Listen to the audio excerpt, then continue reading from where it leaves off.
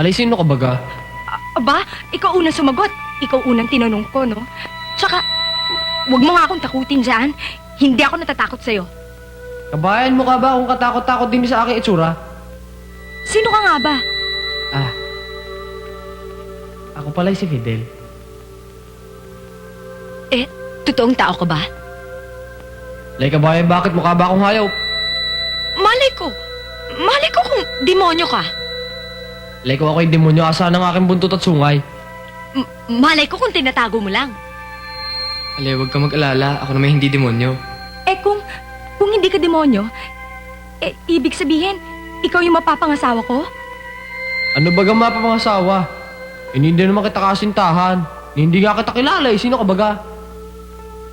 Ako si Deborah. Nakatira ako dito. Ako na may din natira. Diyan? Eh bakit diyan? Ano bagang bakit? Ba't ka diyan nakatira? Alay, naku eh. Mahaba-habang istorya. Sige lang, mahilig ako sa kwento. Alay, ba't naman ako magtitiwala sa'yo? Ngayon lang kita nakita. Eh kung sabihin ko sa tita ko na, ibenta na lang kaya yung salamin yan. Ay, kalabaw ni Islaw. Ay, wag! Daw kabayan, wag naman. Hindi, nagbibiro lang. Totoo ka nga ba? Eh, syempre naman eh, oo. Butit hindi ka na masyadong takot sa akin. Yung mga naunang babae nakakita sa akin din eh, talagang natakot. Muntik pa nga basagin na rin sa lamay. Butit na ibenta na laang.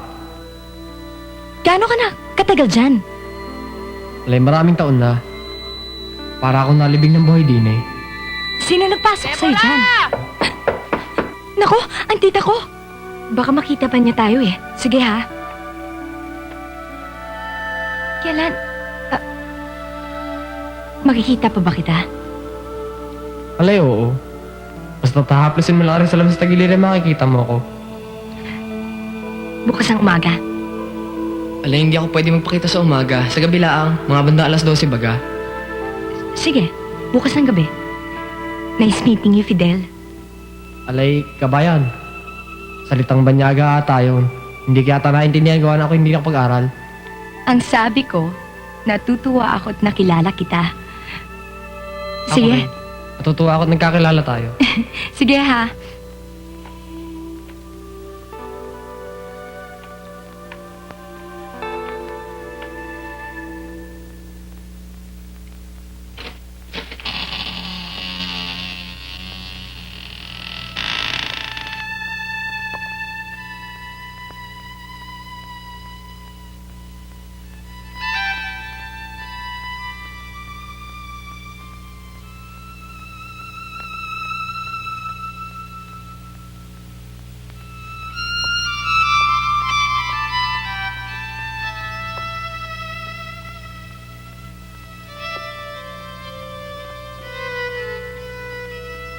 Alay, ito nga pala yung handog ko sa iyo.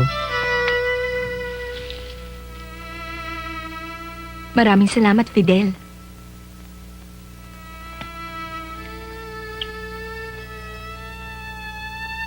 Alay, mahal kita, Deborah. Mahal din kita, Fidel. Deborah, gising na! Gising na! Ano ba? Tanghali na! Palagabibang, bakit mo ginising? Tanghali na! Ganda-ganda ng panaginip. Eh, tanghali na! Mahuhuli ka sa eskwela. O, Deborah, gumising ka na. Ay, Oo nga. ano ka ba, Deborah, gumising? Tuloy. Puto. Ang alin? Panaginip ko, Ay. nagdahil sa'yo. O, sige, sorry na nga, malilate ka kasi. Sige ano na, ba? sige na.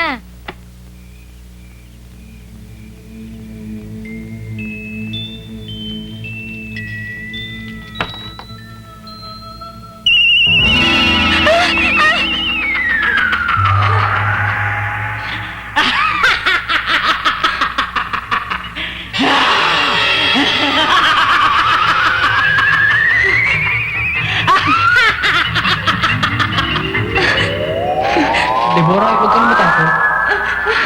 Sino yung nakita ko dyan? Siya pala yung si Lucrecia, ang naglagay sa akin din eh. Paano ka ba talaga nakapasok dyan? May babae kong napagtaksilan. Siya nagpakamatay. Hindi ko naman nalaan na ang kanya palang iniisang mga kukulam.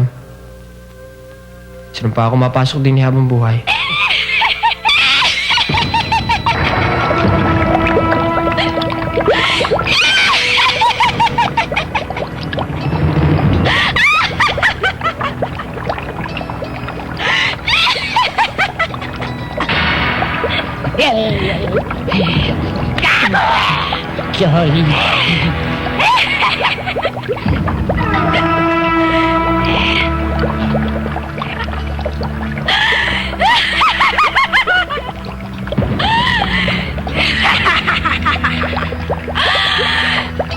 Sinusumpa ko!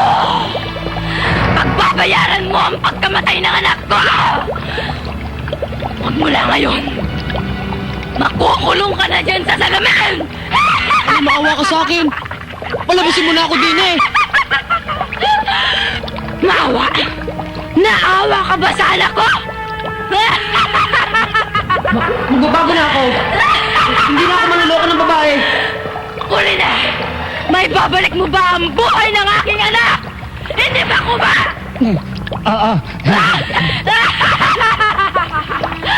Parang kawa mo na.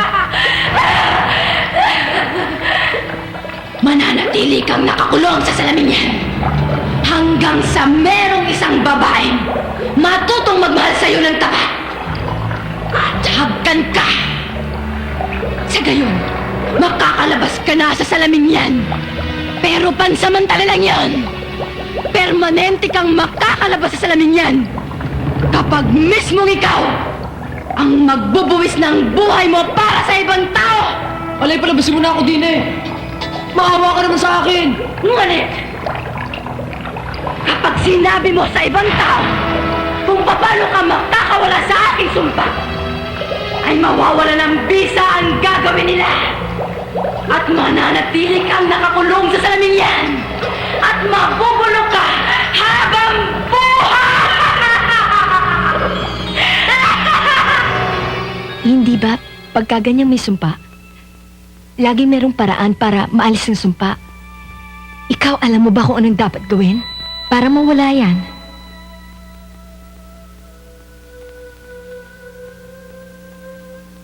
Hindi ko alam. Kawawa ka naman pala. Pero, huwag kang mag-alala. Araw-araw, lagi kong lilinisin itong salamin para laging maging malinis itong tinitirahan mo. Salamat. Ang aking akala di na ako magkakaroon ng kaibigan uli. Uli, may iba ka na palang naging kaibigan. Walay meron. Babae rin siya. Ang ganda rin katulad mo. Siya'y natira dun sa unang bahay na kinalagyan na rin yung salamin bago mabili ng yung tiya. Hindi mo na kailangan. Walay, nagselos ka naman kaagad. Wala na yun. Gawa nung siya patay na. Ano? Nagkaroon siya ng sakit sa dugo. Namatay siya nang hindi ko alam. Hintay ako ng hintay. Para baga akong mababaliw. Nalaman ko na lang na namatay siya noong pinagbili nila yung bahay kasama lahat ng gamit, pati rin salamin. Noon din gusto ko na rin mamatay. Hindi bale. Meron ka na namang bagong kaibigan eh. Ako. Ala, hindi mo ako iiwan. Ala eh, hindi. Sige! Magpakaulol kayo! Saktan ninyo ang mga sarili ninyo!